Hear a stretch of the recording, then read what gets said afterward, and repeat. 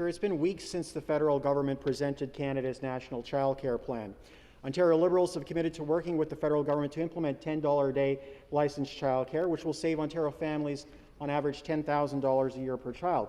Now, this is money that families can use to save for post-secondary education, put away for retirement, or pay down their personal debt. This is a lot of money, Mr. Speaker, especially in those early years of parenthood.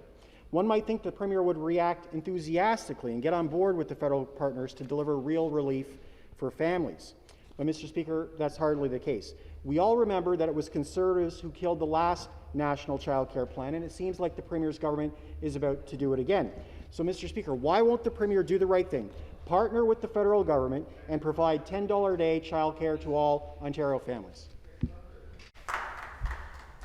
To reply, the Minister of Education. Thank you very much, Mr. Speaker.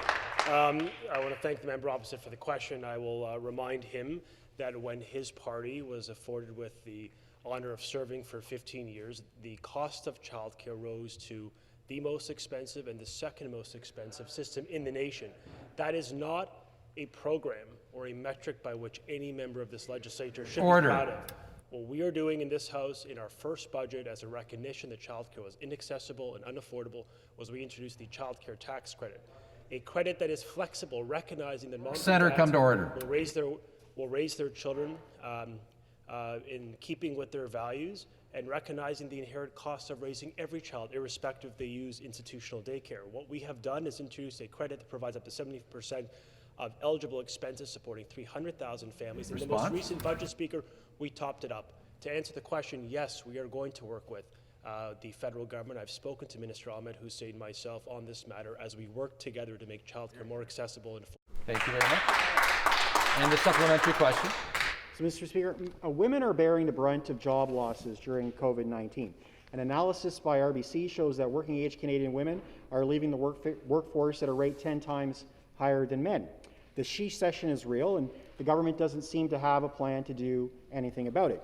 Increasing women's workforce participation has the potential to grow Ontario's economy by $7 billion a year. Our economy won't recover, though, Mr. Speaker, from COVID-19 without full and equal workforce participation, and that won't happen without childcare. And yet, Mr. Speaker, the government seems unwilling and uninterested to deliver affordable childcare to Ontario families. Now, Ontario Liberals have committed to delivering $10 a day licensed childcare and to ensure the economic dignity of childcare workers. There's an opportunity for transformation in childcare and throughout the economy, Mr. Speaker. So through you, will the Premier join us in working with the federal government to deliver Ontario families $10 a day licensed childcare? To reply, Minister of Children, Community and Social Services. Thank you very much, Mr. Speaker. And as the Minister of Education just mentioned, he is working very closely with the federal government, as I am, and my colleague, Minister Dunlop, is as well.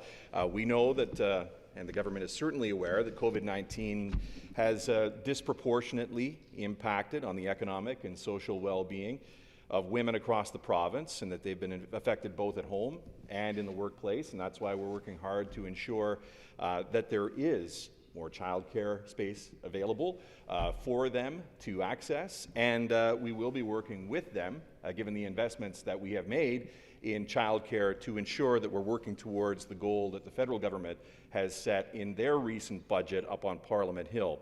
But, Mr. Speaker, our government wants to build a province where every woman and every girl is empowered to succeed, because promoting women's full economic participation supports Ontario's continued growth and prosperity, and that is the goal of our government here in Ontario.